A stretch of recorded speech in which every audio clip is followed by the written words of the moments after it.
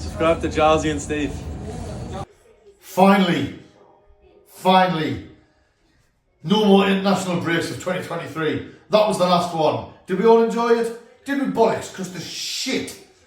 But now it's back to proper football, club football. And this Saturday, Plymouth Argyle versus Sunderland. That's right. Long trip down to the south coast of England. Respect to any of the fans that's going down there. I think it's 8 hours there, 8 hours back. Absolutely brutal. But yeah, this is my match preview for that game. Do us a favour, if you haven't already, hit that thumbs up please, and subscribe to the channel if you're new. You never know, you might actually like what you see. Briefly first we'll go on about the Birmingham game. It was a great game, great display with the Poppy, which is obviously close to me, heart, being a veteran myself. Got to march on the pitch, so all of you who were in the crowd and you were clapping all the veterans as a one on the pitch, thank you, it really did mean a lot. Every year when I do it, it brings a little tear to my eye because it's just nice, you know what I mean, and it's great. And obviously I was on the pitch at half time doing the crossbar challenge, and I was a fanny's hair away from hitting it. I was absolutely gutted, but I was close. And Paul, wait, he put his stitches up here, but he's going to show you the little video clip of me doing it now. No, I bet he doesn't do that. I bet he stitches up.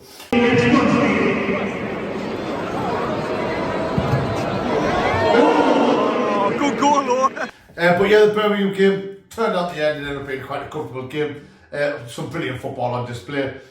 Job, it was odds on that he was going to score against Birmingham. Obviously, we went 1-0 down through mistakes through midfield. I know Paul mentioned in his video, Neil and Nectar had a howler. How Ekwar stayed on for the full 90 minutes, I do not know. That was one of the worst displays I've seen from him since his debut. And it's, I don't know what, I mean, the subs were alright, we got the results, you know what I mean, but Ekwar, he had a stinker. Now I still think he's going to be in the championship team of the season at the end of the year. But Birmingham game is one that he can't forget, and I'm sure with the will shrug it off and move on. New centre-half partnerships, because Turk got injured before the game. Sealed and Triantis, and I thought they were both fantastic. I actually thought they were brilliant. Dealt with all the crosses. It was nice to have height and people who actually know the centre-half position and know how to deal with things. You can't. Paul's trying to say there should have been a better position for the goal, but they shouldn't have had to deal with the goal because the midfield shouldn't have buggered it up and they shouldn't have given away the ball as easy as they did. I was more than happy with that centre-half partnership. We'll find out what he's going to do in the next game. Right, obviously on Saturday. But yeah, goals from, who got the goals again? Bellingham got the first one. Hold on. Al-Oshishi. Oh yes, Adil Oshish and an own goal by Dion Sanderson, but Triantis has claimed it. Listen, it was comfortable in the end. I don't think there was anything. Birmingham really are bad at the minute. Which I mean, I've got nothing against Birmingham. I quite like Birmingham. I've got lots of Birmingham fans from the army days. But they're not doing well at the minute. Wayne Rooney is struggling to get going as the new manager, should we say. And then we had the international break, which, I mean, as we all know, they're all shit. When you win a game, you want to keep on going on to try and build a bit of momentum.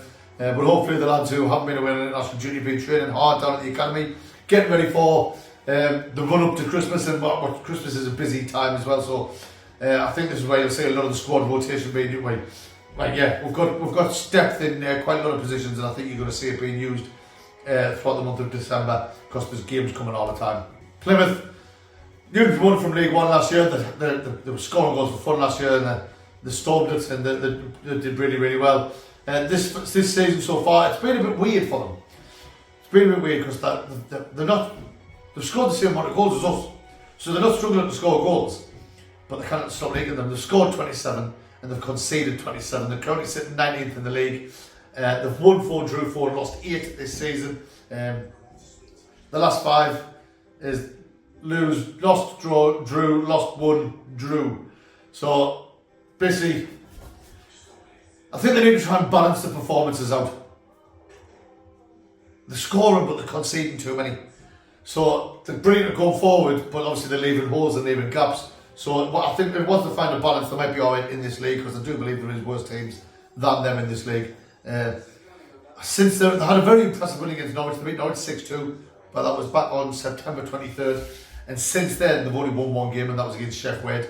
And we know what kind of season they're having this season. So They're on a bit of a downward spell at the minute, but they're still scoring goals. They might be losing, but they're still scoring goals. I mean, the last game they got beat 2-1, but the game before that was 3-3 with Barra. So they're involved in high-scoring games, but like I say, they need to stop them conceding as much as they are, but hopefully they don't sort that out until after Sunday. Players they've got to watch. Apologies because I know Paul's video about it first. We'll probably mention a lot of the same players, but they are the ones to watch for me. You've got Morgan Whittaker, he's got 7 goals and 3 assists. Ryan Hardy, he's got 6 goals and 3 assists. Luke Kundle has got 3 goals and 3 assists. Finn Isaac Azaz has got 3 goals and 3 assists. And then we all know a lad who started with us, is from our academy, Ballymumba. He was with us as a centre midfielder, he was 16-year-old. Hello, Charlie. 16-year-old, playing centre midfield, like I've just said. And now he's playing as a fullback for Plymouth. Fullback / wing back. We know what kind of talent he's got bags of talent. We didn't want to let him go, but like I said, the Dell boys that we had in charge at the time just wanted to make a quick buck, so they shipped him off to Norwich. By the amount of goals they've scored, you know they've got threats going forward, which we're going to have to deal with. It's going to be a tough game. It's down at their place, so I know they've got good following. They've got good attendance, there's good crowds. So, even though it is an 8 hour there and 8 hours back, 16-hour round trip, I know the Sunderland fans will be there, backing the lads as much as they can. It's going to be a tough one, but with Sunderland, it's Ballard, these flaming international breaks. Somebody always got, I've just done it again, I need to change where I do these videos. Ballard, is he injured, is he not? He wasn't involved in Northern Ireland's last game. They said he had a tweak in his hamstring. Is he injured? We do not know. We'll not find out until the end of the week. Or possibly no Mowbray will not find out until Saturday afternoon. If Ballard is not back, is he going to play O'Neill after his 1 match suspension? But then does Sealt or Triantis join him? I'd say O'Neill goes straight back at the team. He's been captain all season and he has been having some brilliant performances, but he has also had some dodgy ones. Me personally, I think he'll start O'Neill. This is if Ballard's injured. If he's not, then it'll be Ballard and O'Neill back in. If Ballard is injured, which it looks as though he is, I think O'Neill will come straight back in the team. And I think Paul said he thinks it's going to be Triantis. However, I think it'll be Sealt. Mowbray has openly said that Triantis is he knows where he is in the pecking order of things.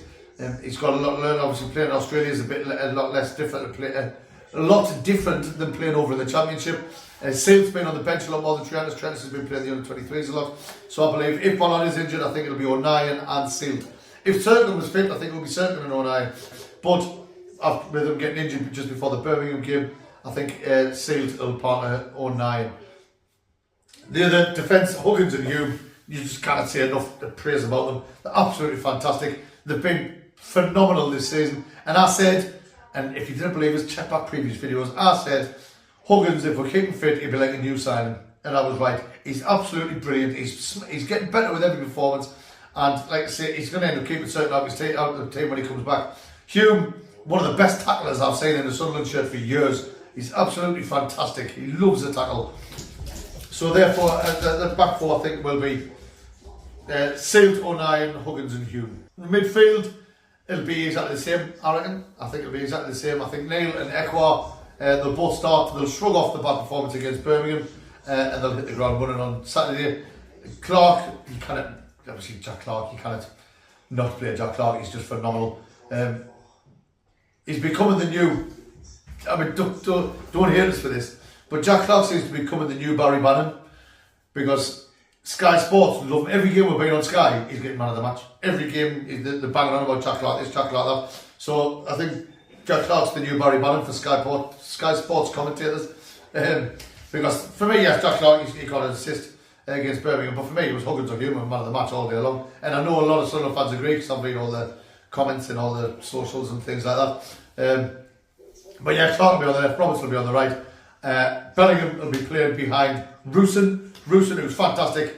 His little flick on for Job's goal was just brilliant. His movement, his positioning, his work rate, it's just brilliant. I can't wait until he gets his first goal. And then another thing, which I think will happen today, I think Saturday, Mayenda will come on as a cameo and be more dangerous. I mean, when he came on, he looked very, very direct, very sharp, very fast. And it's positive things. We just need those strikers to start scoring goals. It's as simple as that. We have found a way of scoring without the striker scorer, but imagine a team that scores goals and then the strikers decide to join in. It's only positive things for us, that's all it can be. Other things on our channel, obviously you've got the shirt giveaways. Paul mentioned it in this video. We've got the Borussia Dortmund Brazil top. One of them will be getting given away very soon, and the Sunderland top as well. Paul put something on Twitter or X to say that basically it's only going to give it away to a subscriber. So if you're not a subscriber, you're not going to be in with a chance of winning the shirt. That's pretty much it really. That was just a quick one for me. Just my match preview because Paul's was up a bit earlier. Saturday away, Plymouth. Paul's definitely doing a live stream. I might be there, I might not. It depends on work and birthday commitments. Not mine. I've already had mine this year and I don't have another one. I might be with Paul, I might not be, so it'll be tune in anyway. Have a big crack with Paul, or if I'm there, have a big crack with us both. Score prediction, nearly forgot. Paul, you little bastard, I seen your video and he went first and he's nicked my scoreline of 3-1 Sunderland. But I think because both teams are scoring and Plymouth are prone to conceding a bit more than what we are, I'm going for a high scoring game. I'm going for Sunderland 4, Plymouth 2. So yeah, I'm going for a 4-2 away win for the Red and White Wizards. Tell me in the comments what your score prediction is, just for fun, you know what I mean? If you come on Saturday and I'm there, I'll have a big crack in the chat, like we always do. It's always a good laugh for me and Paul doing the live streams. And apart from that, that's it. Do us a favour, hit the thumbs up, subscribe if you're new, and away the